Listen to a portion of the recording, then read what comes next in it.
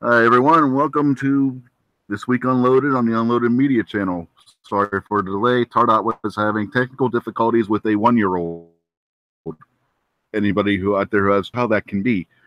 Tonight we have with us Night Strike. How are you, Night Strike? Oh, I'm good. I just forgot I had the mute button on there, but yeah, good. Check out guntube.org. Yeah, right. And how are you tonight, Tardot? I am doing pretty good. Yeah, like you said, technical difficulty with a 1-year-old, because technically 1-year-olds can be difficult. Oh no. Yeah, I've been through that 3 times. I'm acquainted with how bad 1-year-olds can be. And we had Gary sneak in. How are you tonight, Gary? I'm good. How's everybody else? Yeah, can't complain too much.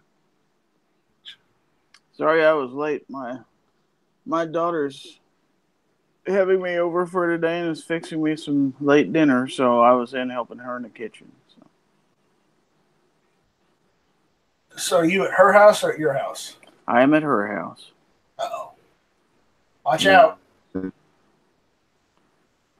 right, Gunpowder, are you back yet? I will take that as a no. So, do we want to continue where we left off on your chat earlier, Tardot, or do we want to come up with something else to talk about?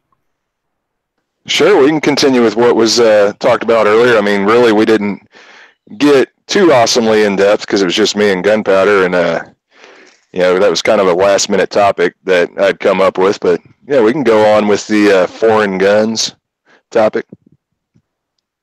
All right, so we already heard. Well, I don't think. Did we hear what your favorite was, Tardot? I don't recall. I know Gunpowder was talking about hers. And really, I kind of hit on it, and what my favorites tend to be are kind of either. It really depends, because when you talk about guns I own, I probably have to go with the Mac 90. But guns that I'm wanting is more of like the CZ lines, the SAR versions, which have a lot of kind of CZ clones, but just that line of guns.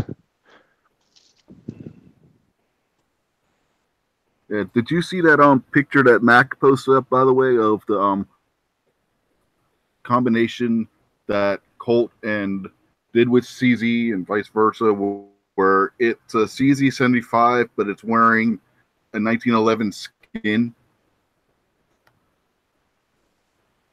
Actually, no, I didn't get the chance to see that. I haven't. With me being out the past couple weeks, I think the only time during that whole kind of sabbatical I took, I was the whole time the only thing I really did with social media was when I went on Clover's chat one night. So I kind of missed out on a lot. Yeah, you get a chance. He put those up on Instagram, and it was just in the last day or two. They are really sweet looking. He said they're the only one thing he owns in 40 right now, and they're really nice looking.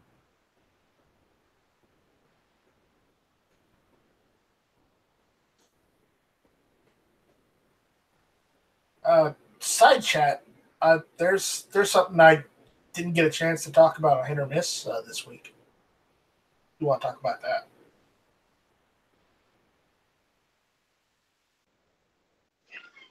Yeah, I'm not able to see the side chat at the moment. Fine. But yeah, no, I haven't gotten the chance to see it, but I'll definitely check it out. But yeah, as far as my favorite with foreign guns, the stuff with one that I have minimal experience with would be the stuff like CZ and SAR.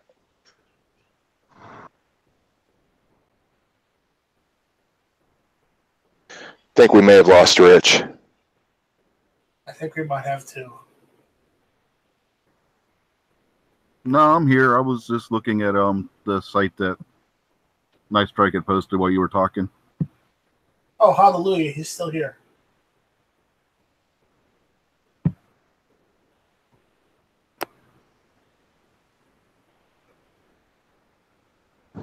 I'm trying to look at it, but it's difficult when I'm trying to drive. So I'll have to check that site out later. Yeah, Don't worry about it. it's not wanting to load proper, so can't look at it right now. Use an ad So blocker. let's just stick with what we're. It's just.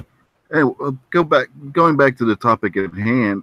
Anyway, what would be your favorite foreign gun, Night Strike? My favorite what? Favorite foreign gun? Your favorite foreign gun, from another country. Now, how specific are we getting? Are we handgun, rifle, what? Anything not made in Whatever. the U.S. Yeah, whatever you want.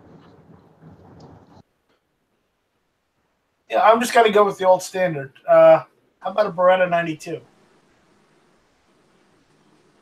Yes, some are made in the United States, but the one I've got was made in Italy. And see, that was something I kind of started bringing up in our chat earlier, was that like when you talk about something like the Beretta 92, it's kind of like talking about Glock versus 1911 or talking about 1911s in general. There's a real dividing issue there sometimes where people they either believe that the Italian made are the best you could get, and then you got some that are, truly like believe that American are going to be the best you can get. Well, also remember there's two different types of the 92 series in particular, like the 92F and the FS models. Both of those some of them were made here in the United States, and some of them were made in Italy and imported over by Beretta before they got factories here in the United States that started producing. It's just very true. It's just so. Well, I was just gonna say that goes in line with any of the manufacturers we could talk about. I mean, when you talk about Beretta, because they started out obviously in Italy and started manufacturing in the U.S. And then you talk about the same thing with SIG, who pretty much transferred all of their manufacturing over here. You start seeing people say when they transferred to doing American made, the quality went downhill, and then you got some people that say they believe that the American made are better than ever. Well, here's the thing. I don't think the quality went down. I think people just like to bitch, but you have to look at it from this way. There's a reason why they moved production over here in the United States. Not only just because the factor that they could get contracts with government agencies, they could get contracts with the United States military. That is one reason why you move a factory over. Another is look at Europe right now and how bad their gun laws are getting. They make California look like a toddler. That's how bad the gun laws in Europe. So there might be a reason why they moved all their factories over to the United States, where they can still sell to people and make a profit. Yeah, HK just opened a factory in Georgia. Speaking of which. Because here in the United States, we're one of the few countries left on Earth that allow for firearms ownership and actually have it as a right. Granted, it doesn't feel like that sometimes with the way politics are, but we're going to have politics no matter what. And don't believe that when it's the left's turn that the Republicans aren't going to play ball like the leftists have been playing right now, because it's going to shift 180 degrees. Well, and I think too a big issue on that is your imports, because when you look at these firearm manufacturers, they were importing a lot of their guns to the U.S. because that's the where a lot of the sales are coming into your civilian market. So why pay the cost to import when you can just set up manufacturing in the U.S. and kind of skip that step and save a little bit of money? Yeah, because there's a lot of bad import laws that were put in place by Obama and even previous presidents besides just him, where you have to have what? Isn't it like you have to have like 9 U.S. parts in an imported rifle? That was part of that assault weapons ban, yeah. So what is it you're holding there, Rich? I can't really tell. This would be my HK USP. Speaking of HK, Your camera sucks.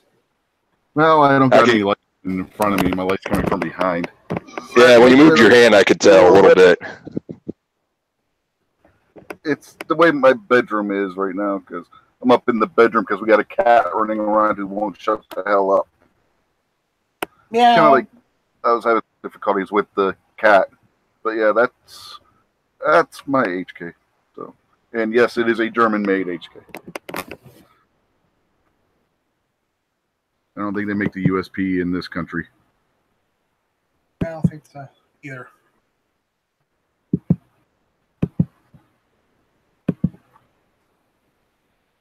So Gary, you there?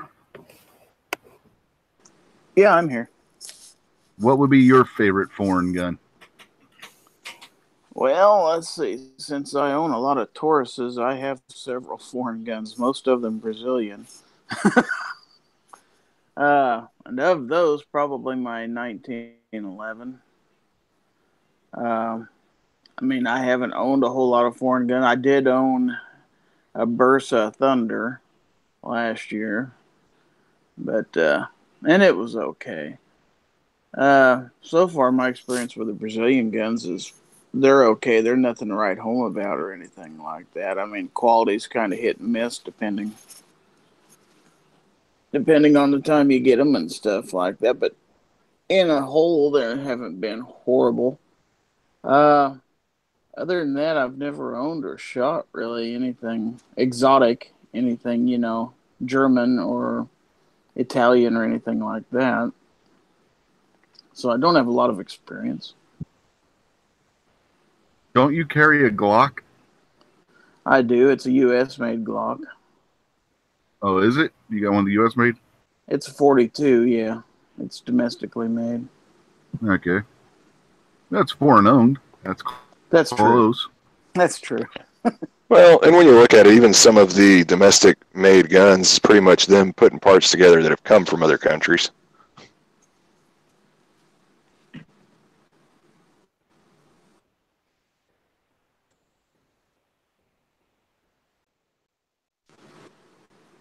Yeah, that's true too. And let's see, what would mine be? Handgun wise, I love my USP. This is why I to show everybody. I also like my Vepr 12. Sorry about that. Yep. I'm gonna have to back out of here. Yeah. Yeah, I was saying I like the Vepr 12. That's a nice semi-auto shotgun based on the RPK platform, which was based on the AK. The SKS I have. I like the AK, but I don't currently have one. CZs, I like them. Don't have one of them either, but so yeah. I like a lot of guns that I don't have. Yeah, and something that came up a lot in the chat I know there was MP5 is the one that Rupin kept bringing up, that Jerry kept bringing up, and then you had I don't know why I'm having a moment and I can't remember the Burno. That was another one that somebody kept bringing up. So Yeah, and you completely ignored the $1 million gun that I brought up, the 45 ACP artillery Luger. and see, I knew I was missing several comments out there because I didn't. I mean, I thought that topic would be a good one, but I didn't realize it'd be that hot of a topic that I was trying to follow the chat. But between talking and following the chat, that was a little bit difficult. Yeah, I figured that would be the case. But yeah, those are nice. I mean, it's a Luger and 45 ACP. It predates the 1911. In fact, that was one of the things that was originally tested by the United States Army when the 1911 prototypes were being tested as well. Yeah, there's a company here in the United States that makes a reproduction of that prototype model. And Ian from Forgotten Weapons got a chance to test out a T&E copy. But remember, since it's a reproduction, it costs more. So I think that was like a $3,000 or $6,000 gun. It's still cheaper than the original. The original is going to cost you over $1 million. Yeah, well, again, remember, it's a reproduction based on the specs that were submitted via the prototype used in the U.S. Army trials. So, again, still cool that somebody actually went and bothered to spend the time to research and reproduce the trial pistol. Oh yeah, no doubt. My point was, yeah, that's a lot better than paying $1 million for it. Oh, yeah.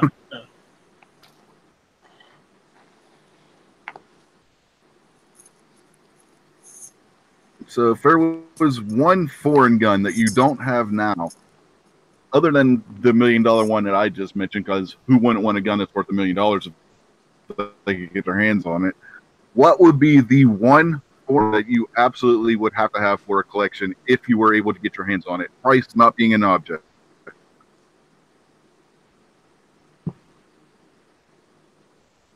Handgun or a rifle or whatever you want. With this is your fantasy. Whatever you want, that's out there. Who has to go first? I'll go first and tell you. I'll have to go with what kind of I said earlier, and what Jared was mentioning earlier, and that was the MP5K, and then the one I mentioned about the Glock 18 or the Beretta 93R. So yeah, that's one Cliff mentioned earlier. Any gun. Any gun. Well, when you say when you say price ain't an issue, it starts just going into any gun I could get in select fire, pretty much. No, I've got one. I'd like to get a hold of the M1 Garand my grandfather was issued in the Korean War.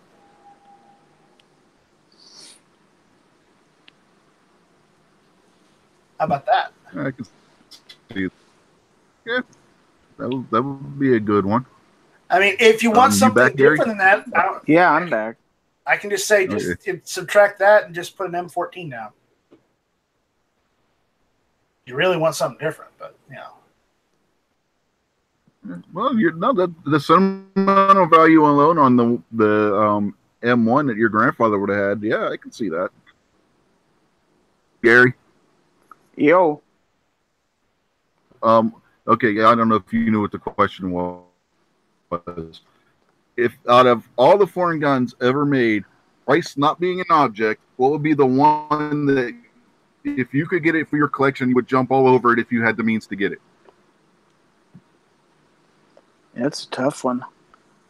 That's a tough one.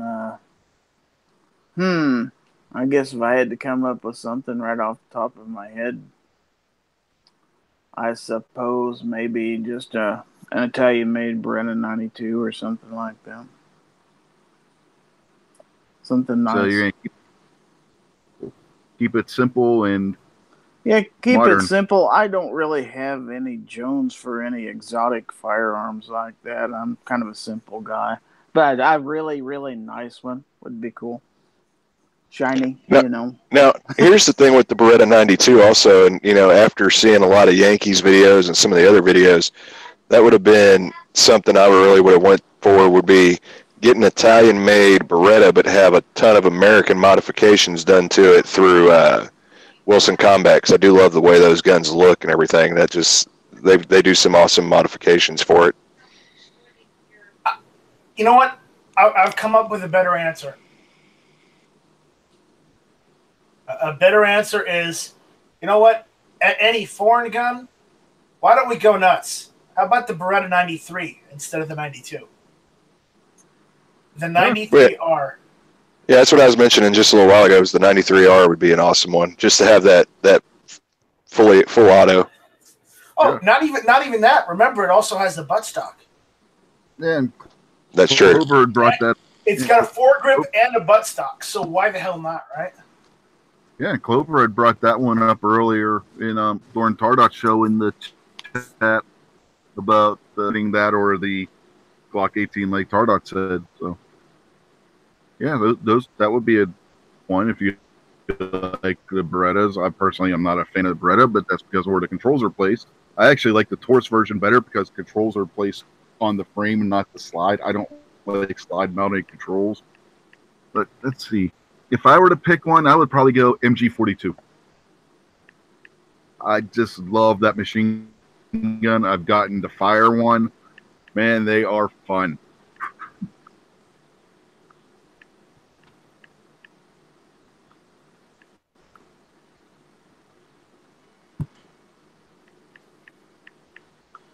Actually, there was a version of the C96, the broom handle, that they made for World War II issue for the Germans that had the buttstock, but it was also full auto and semi-auto.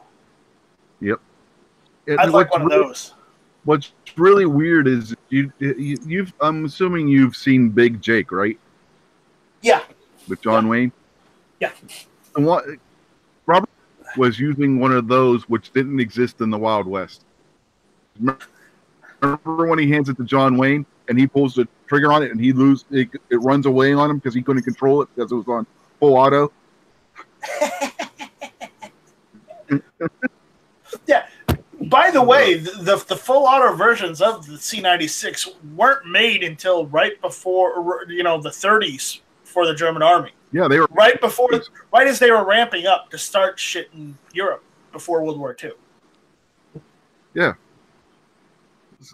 I mean, that always struck me as being funny in the movie, though, that the kid had one of those, and they didn't even exist at that time period. That was just special. Now, Gunpowder, are you back with us, or are you still gone? She's throat punching someone. Yeah, she must have had road rage and got out and throat punched somebody. Sorry, I switched over from the iPad to a phone so I could be a little more mobile. Yeah, whatever works. Yeah, I'm going to have to run in the kitchen again and grab something. So it's like, okay, grab a hold of something I can carry with me. Okay. So let's see. We did guns. We did, I guess, unicorn type guns, we'll say. What about calibers? What would be your favorite foreign caliber? Other than 9mm, because 9mm is a German caliber, so we're not counting 9mm. Anything other than 9mm, what would be foreign caliber? Pistol or rifle? Matter. The common thread here, it doesn't matter if it's rifle, pistol, shotgun, whichever you want to say. Okay.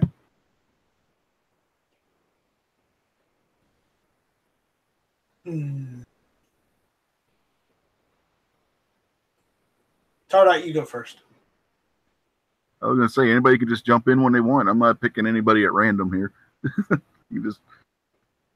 Well, I did kind of miss what the comment was dealing with the kids again. You say what the favorite foreign caliber is? Foreign caliber, not including 9mm. That's something I'd have to really think about too.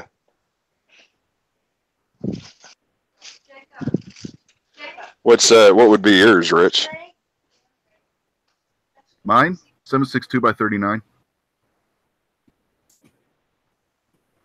Honestly, that would have to be what I would end up going with, just because we own it and that's something I've shot the most of.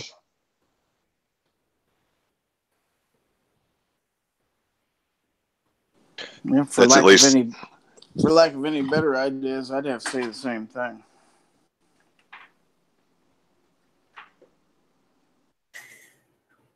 And honestly, when you start taking like 9mm and you start looking at take that out of the equation, you start looking at a lot of calibers. I mean, 7.62 is about what I have the most experience when it comes to foreign calibers. So that would just be what I end up kind of defaulting to. But it is a caliber I do like, though. I do enjoy shooting it when I get the chance to. Yeah, I mean, around here where I live, because we don't have any really long-range shooting areas, especially if you're hunting, the 7.62 x 39 is very versatile for this area. I mean, you can use 7.62 by 39 here like you would a lower weight 30-30 round. Very. Yeah, I think I'm going to have to go with 7.62 by 39 as well. Wow, that was pretty unanimous. So we got no love for the 303 British or Christ. What are some other calibers? 7.62 by 54R. Yeah. Well, and see, I think the 54R would be like your biggest competitor to the 7.62 30 by 39, mostly for the simple fact that when you start looking at a lot of the foreign calibers, especially a lot of them that you can't find in, I guess any uncertain frequency in this country, so you start running the issue that 7.62 by 39 comparatively is cheaper. Yeah. But you also have to remember that there's also other calibers other than 54R. There's also 5.45 by 39, but unfortunately we don't get much of that here because of the 7 and 6 band here in the United States. So I would have gone with that one, but 39 is more available. I mean, you can get 39 and 54R pretty much anywhere these days in the United States. Well, that's what I'm getting at, because when you start talking about availability, that's usually what's affecting the price of it. And I mean, when you look at like Milsurp ammo, I mean, you can get usually 39 Milsurp pretty dang cheap. Yeah, I've got tons of it. I just can never shoot it anywhere because they all throw a fit about it being steel cased. 7.62 by 39. It doesn't even have to be Milsurp. I mean, they got Privy Partisan that brings it. They're bringing in brand new brass now. Brass loaded 7.62 by 39. SG. I think we just lost them. We lost Gunpowder Beauty and we lost Gary. But 7.62 by 39 is great. But the thing about pre-partisan is, what are we gonna count pre-partisan as being foreign ammo, even though it's made of American calibers? Partisan is made in it's one of the former Czech countries. I forget which one, but that's where their military. That is partisan. But yeah, they're making 7.62 by 39 that's brass cased and copper jacketed. You can get hollow point, soft point, and full metal jacket from them that's brand new made, and I believe the cases are even reloadable. PPU was part of it's made in a country that was part of Yugoslavia. PPU is made in Serbia. I knew it was one of them countries over there. I just couldn't remember which one. Serbia. They make good stuff. They make the Wolf pistol caliber. I know at least they're 40 Smith & Wesson. That's made by PPU. It even the case stamps on it are even PPU case stamps on the cases. So yeah, the head stamping on them. I even stamped Wolf. They're taking the PPU stuff and just throwing in Wolf boxes. I have a lot of that ammo. And what else? They make, but yeah, they make a lot of different ammos for it. And then there's some of the stuff you get under the Wolf name is either made in Russia or Ukraine. I mean, it comes from all over the place. Yeah. And, Wolf also makes shot shells too. Yeah,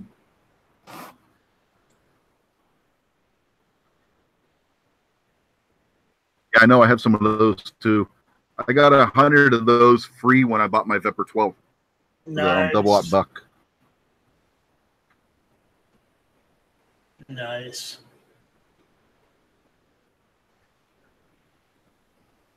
That works well in the Vepr 12 too. So that was a bonus. I would hope so.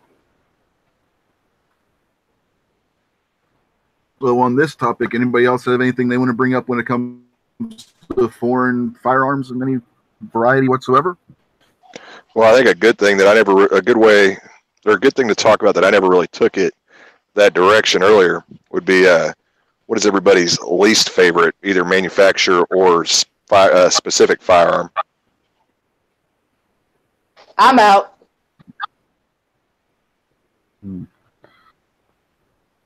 I would probably say, I know there aren't very many of them in this country, but I've seen one personally, and it wasn't one I've ever seen in my life, and that would be the North Korean SKS that I mentioned in your chat earlier.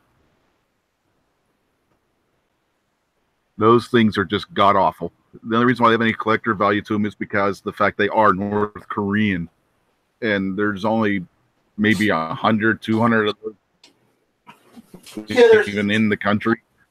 Yeah, there's one North Korean variant of the SKS that I saw. Ian on Forgotten Weapons did a piece on it. They made one using a folded receiver and just welded it. And I'm like, why would you do that for an SKS? I know how thick a milled receiver is. I have one. Why would you do that? But apparently they did it. You don't ever want to fire that rifle, let me tell you, though. No, absolutely not. Now, the ones I like, I think it's the Albanian ones that have the stock on them. Those things are not. I've seen those too. Those are actually pretty nice. But yeah. I mean, if mine wasn't a piece of shit, I mean, quite literally, because I got mine for like $150, so there's a reason why it was crappy in the first place. But mine's a Chinese SKS Type 56. It's still built pretty well. It's just it's garbage. Okay, I have guys, a nice. I'm gonna have to hop off here. Later. Well, Yep. Thanks for the invite. Gotta go eat. all right. See you later, Gary. See ya. Yeah. I think mine would probably be Burst of Thunder. She says that, and I mean, I'll give you Bursa Thunders are not by any means on the top of any list for me, but the issues she was having with hers, we ended up figuring out. Now, given to me, if you're going to buy a gun brand new, you shouldn't really have any mechanical issues to start off with, but it's sad. The sad part of it is when you have a magazine that comes with the gun that doesn't work and is pretty shitty compared to an aftermarket magazine that by all means costs less than what they would sell you a magazine for. It's pretty sad. Okay, here's the question. Which would you rather have, a Sky or Bursa Thunder? Bursa. I've never shot the other one, so I don't know. If their customer service is better than Bursa, I'd honestly go with them. But if it's about the same, I'll go with Bursa. No, trust me. You want to go with Bursa. No. You want. Okay. You want to know? All How you need to know can I about pick the like Sky a is C and just say neither one? Can I go with option C and just say neither one? They both sound like they suck.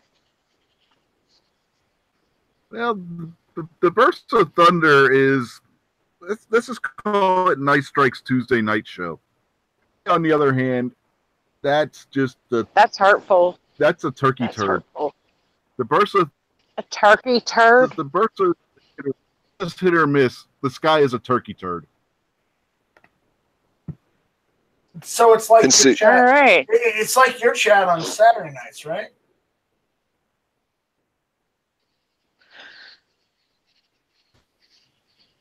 Silence. Mic drop. What you get for comparing hit or miss to a Bursa Thunder? That's for damn sure. No. I was talking about the show name, not the actual show. I specifically said the name of your show. Well, the name of your show. There you go. Do you know what the name of his show is, Night Strike? It's Unloaded Media, isn't it? No, that's the name of the channel. That's the channel. He's on. Here, I'll give you. This week, really Unloaded. Dang, look at that. You looked at the chat, didn't you? I did not. Yeah. Whatever. I'm not wearing boots. Shit's getting deep. Hold on, I gotta go get my boots. Well, then maybe But you I will should get those diapers. see. I will say though. Hey, I already picked up diapers. Don't make me throat punch you. I will say though, we talk about the burst of thunder. Like I said, you did say it was hit or miss, and that is a big thing. And I don't know the issues everybody else had with the burst of thunder, but the issue with gunpowders that she had was a double feed issue. And what I was getting at is, the magazines we got with the gun were the issue. The springs in them just sucked, and we ended up. I think I bought her. I want to say it was Pro Mag. I can't remember what brand it was. I want to say Pro Mag for the burst of thunder, and they ran great, and I think they were like maybe $15 Pro Max. when I got them. My issue with any Pro Mag I ever bought didn't work for shit.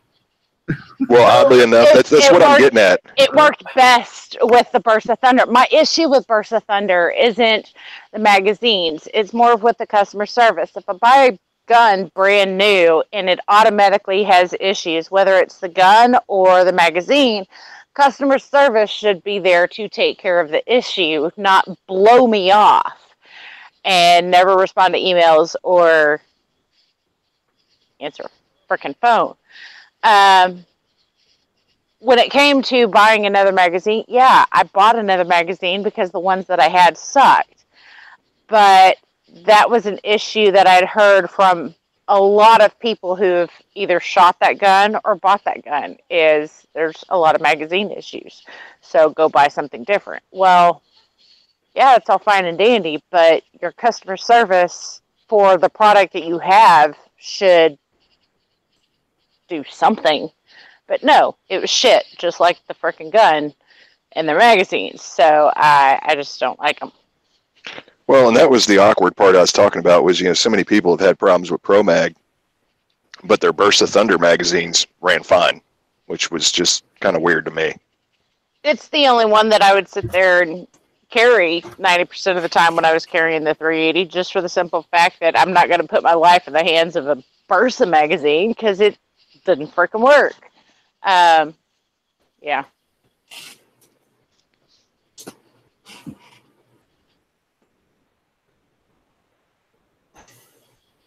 But how about that Space Trash 1911? That's a pretty awesome gun. Which one? Tardot, what's it called again? The Cabot. Yeah. Yeah, that one. You mean the Meteor 1911s? Yeah, that's what you're talking about. Yeah, Space Trash. On Tardot's chat, he called them Space Trash, so now I'm just like, yeah. No. It would be Space Trash if it was for like the parts of the Sputnik satellite, or what was it, Space Station Mir? That's Space Trash. Well, and to be honest, I would buy a 1911 made out of any of those, whether it's a Meteorite or if it's the Space Trash from space stations. That would be pretty awesome too. I'd rather have the Meteorite, but whatever.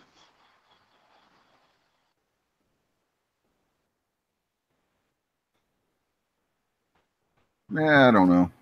I just it myself, but okay, whatever floats your boat on that. You want a gun made out of Meteor? Knock yourself out. It's a mix between the most awesome things ever. It's a mix between space and guns. How could someone not want one of those awesome things? Man! If you want a mixture of space and guns, just buy a Starog. See, but the one thing I would say with those 1911s is they are beautiful looking guns, the way they made them, and at that, you could literally have a space gun at that point. Speaking of the Starog or AUG, would everybody seen the white one that they have over at Classic Arms? Man, that thing is looking. Yeah, I saw that.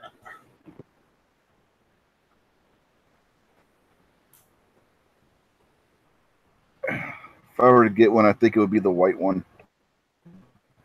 The white almost looks like the black from the barrel and the receiver and whatnot.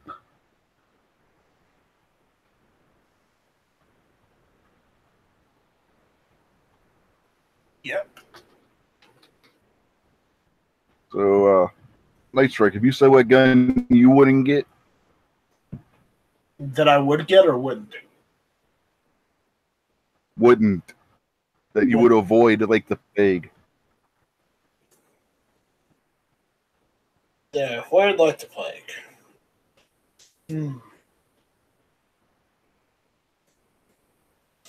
Let me think.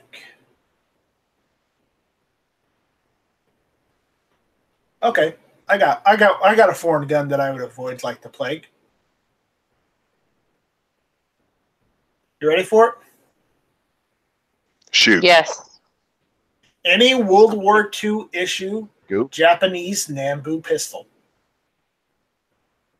You don't want to shoot or fire. You don't want to fire those. God, the Nambu. They quite literally they will blow up in No. your hand. Mm-mm. That's why even the officers would rather have you, the officers or even the soldiers that were issued that sidearm would rather use their katanas than they would the Nambu pistol because of that reason. Oh yeah. See, but Quite that a to me few that would be a good high-ranked- gun for like an antique, like a showpiece, though. Oh, I'm not saying it's great. It's not great for a showpiece. I'm just saying that I don't ever want to own one that I have to actually fire because then I'm pretty much dead. Yeah, quite a few of the high-ranking officers were carrying around either a PPK or a P-38 that they got from the From Nazis. Germans. Yeah. 'Cause Well, they did wouldn't have a use couple Lugers. They wouldn't even care. The Nazis did unload some of the Lugers on them too. I wouldn't necessarily getting a Luger would be having it unloaded on you. I mean, that's a damn fine pistol. Well, I mean, the German army were phasing as soon as they adopted the P-38, they were trying to phase all the Lugers out, and then World War II started, and then they're like, "Well, some of these that we phased out already, we're gonna keep and continue on." Yeah, they phased them out because the P-38 was simpler and easier to manufacture. Now, if we're talking rifles, the one rifle I don't want to ever have to use are the holdout rifles that the Germans used towards the end of World War II.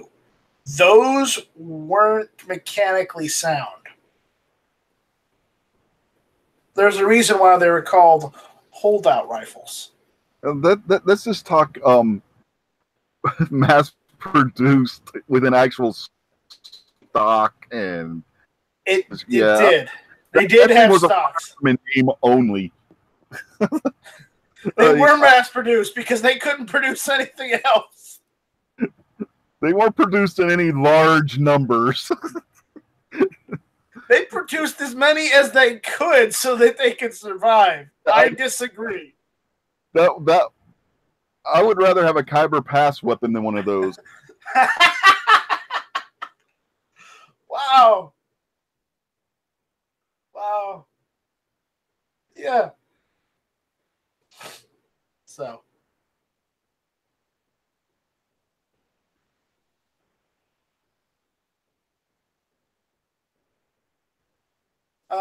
What other guns would we not want that were foreign made? I know. Okay. In Spain, they were quickly producing a lot of revolver copies and whatnot during World War I, right? Yep. Yeah. You don't want any of those World War I revolvers or World War I guns made in Spain because those weren't made of the best quality either. Yeah. I got some in that same vein. You ever see the video that Ian over Forgotten Weapons did on the Chinese pistols? Yes, that was great. I wouldn't want any of those either. The safety that actually isn't even there. It's just cosmetically because somebody saw it on the side and it should be there, not knowing what it was for. So they just machined it into the side of the frame. Well, if you drop the whole mass-produced thing, Did you see the episode on the Vietnamese copy of the 1911 that Ian did? I don't know if I saw that one or not, honestly. I've seen so many of his videos, it's like, did I see that one or not? Okay, well, let me tell you. They kind of have an idea of what to make a 1911 out of, but they basically brazed that entire gun together. They didn't weld it. They brazed it together with brass and steel. Yeah, that'll work well. I don't want to fire that gun either.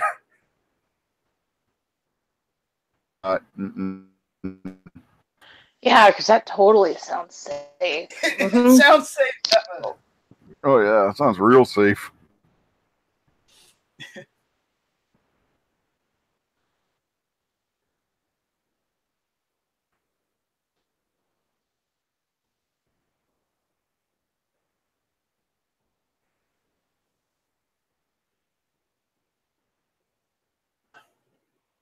Anybody think of any?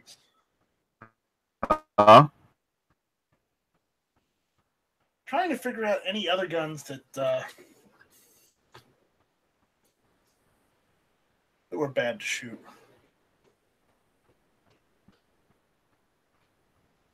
How about that SIG P365 with the breaking firing pins?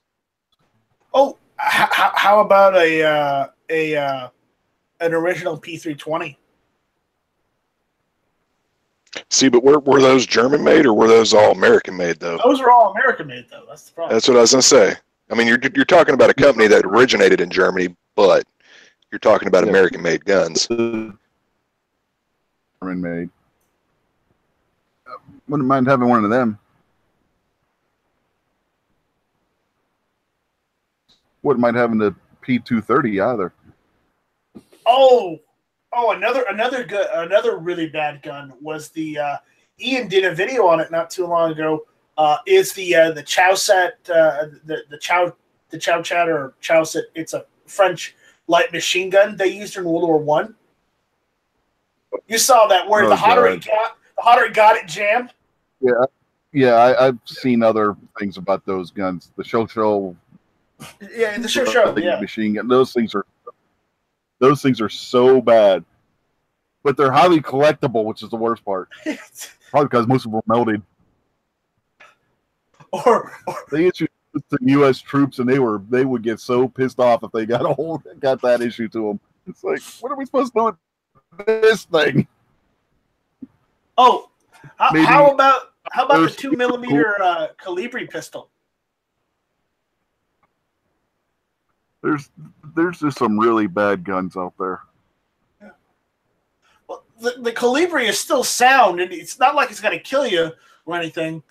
It's just the problem is that the cartridge is so small. It's you might as well bring like 4 or 5 clips to kill anything.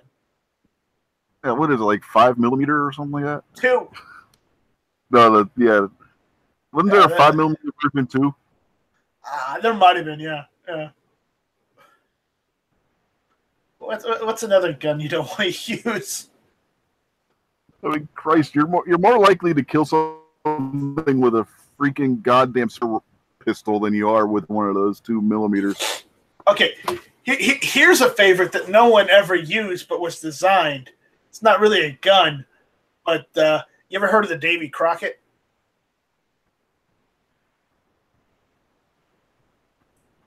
Not offhand. Okay.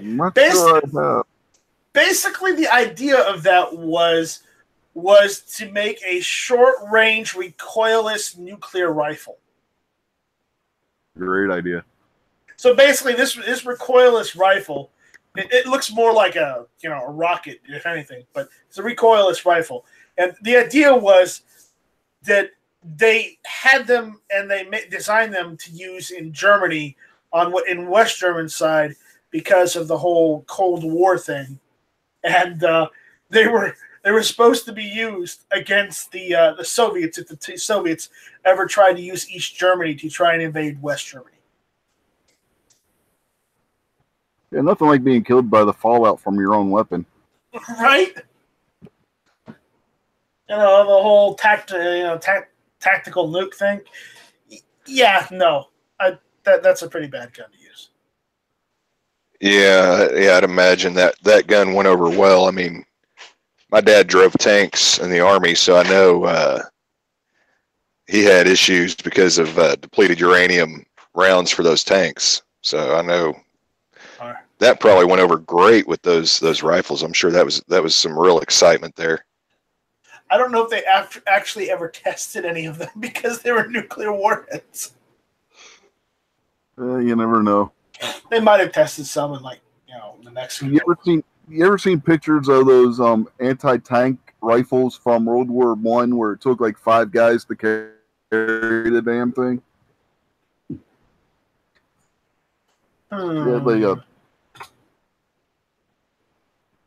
foot long barrel on it and shit. It was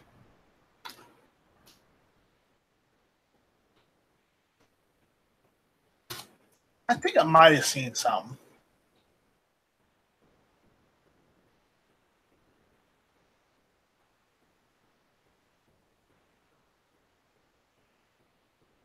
Let me see if I can get a link right here because I actually saw one. In fact, it was the one that was featured in Sea and Arsenal.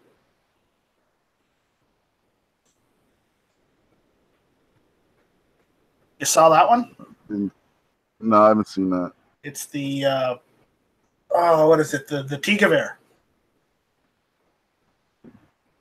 It was the T-Gewehr anti-tank rifle, World War One.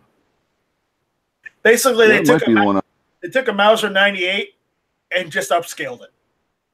Yeah, that might be the one I'm thinking of. But I saw a black and white picture of it from around the time of the war, and there was like a 5-man crew for one rifle. It was because you had there was 3 rifle itself, and 2 guys were carrying the ammo and the bipod for the thing.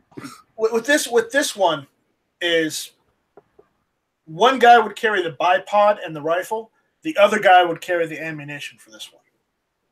Well, this one the barrel was so long on it, it took 3 guys to balance it while they were carrying it because of how long the barrel was. Well, see, going along those lines and talking about guns like that and kind of guns I would own but probably wouldn't shoot, one thing that comes to mind is the old punt guns that they had to use for waterfowl hunting. I don't think I would ever really want to shoot that. Part of me does, but then another part of me is like, I don't know that I'd want to. Yeah, with the NSA, I don't even know if those will even be legal to have anymore. Another gun I wouldn't want to ever fire is probably the Ross rifle. That was the initial Canadian issue rifle for World War I that turned out being god awful.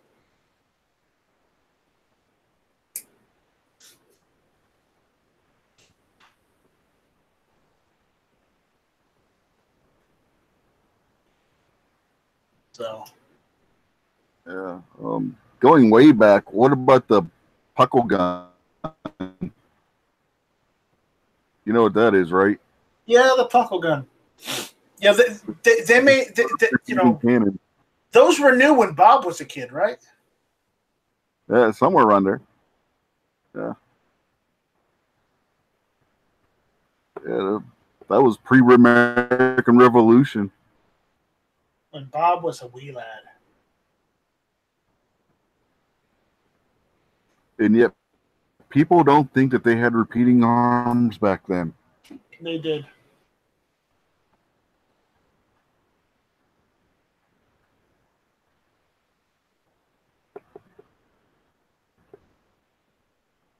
Or what's something else? You how got about those. Go ahead.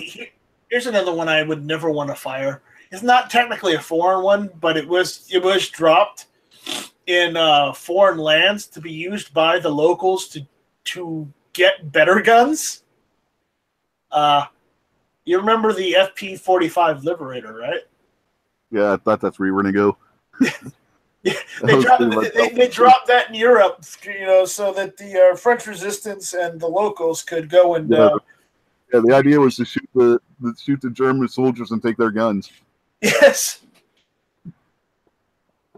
By the way, if you want a new one, if you want a new reproduction one, there's a guy that makes them here in the United States that makes reproduction Liberator pistols. Why? I think just for the nostalgia factor. Why? Who's nostalgic about that thing? I don't know, but they make it anyways. I'll be honest. I never want to shoot one.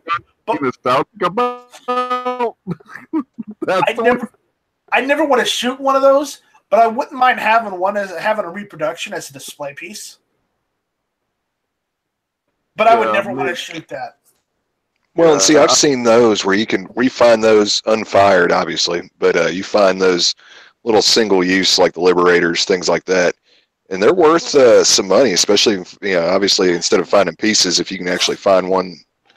An actual one. That's why they're worth. Yeah, that's why they're worth something, because you fire it and then it broke.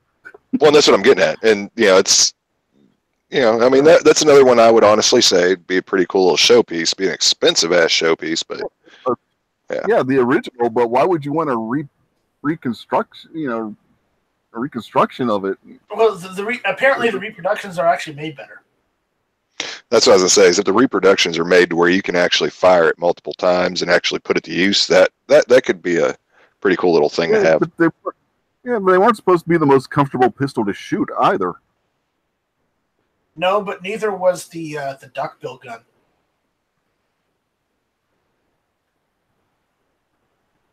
You know that one. Well, if you look at a lot of guns back then, I mean, albeit ones that have survived all the way until now. When you look at like World War II, obviously 1911s and stuff out of the choice. Comfort wasn't necessarily the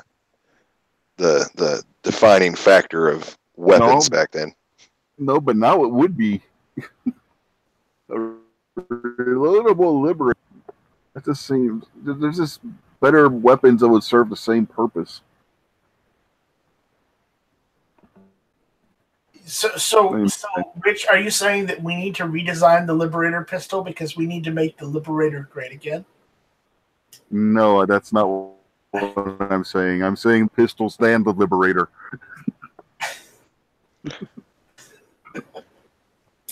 See, the only thought I ever had when I heard about the Liberator originally was, I mean, I can understand the point to it that if they're dropping those, they don't want. And some of the Germans get a hold of it.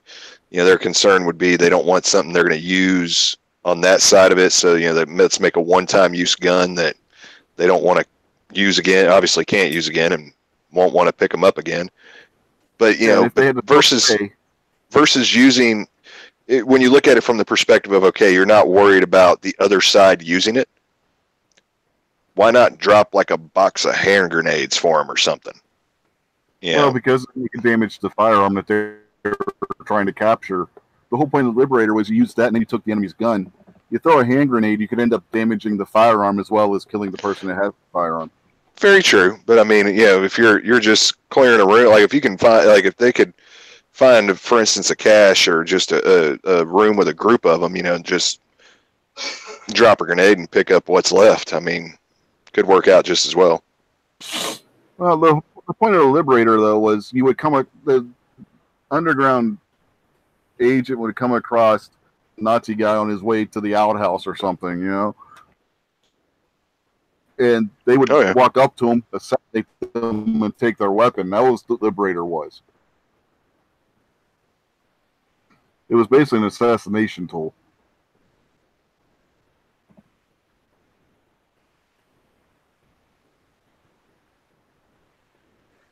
All right, guys. Well, I'm about to hop off. Y'all ready to wrap it up, or you can keep going? Yeah, let's wrap it up. Yeah, I just saw the time. Sarge is supposed to have his show going right about now too, so probably be a good idea to go ahead and start wrapping it up. He's already started.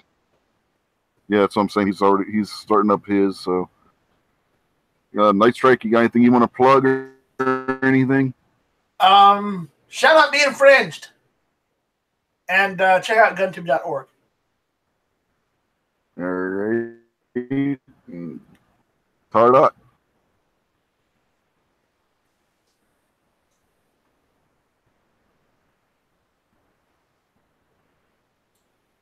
Hello, Tardot. Oh, okay. You cut out. I didn't hear you. Yeah. Sorry. Check me out at Tardot357 on everything, and make sure you check out Clearing the Chamber, which happens every week before this show, unless it's a week that I happen to be moving, apparently. Other than that, 2A every day. That's all I got. Moving. How often do you plan on moving? Not that often, but yeah. All right. So I guess that'll do is if you want, you can head over to Instagram and check out my Instagram page over there. It's unloadedmedia_Rich White. And we'll see you next week. Hope everyone has a good week. Later, folks.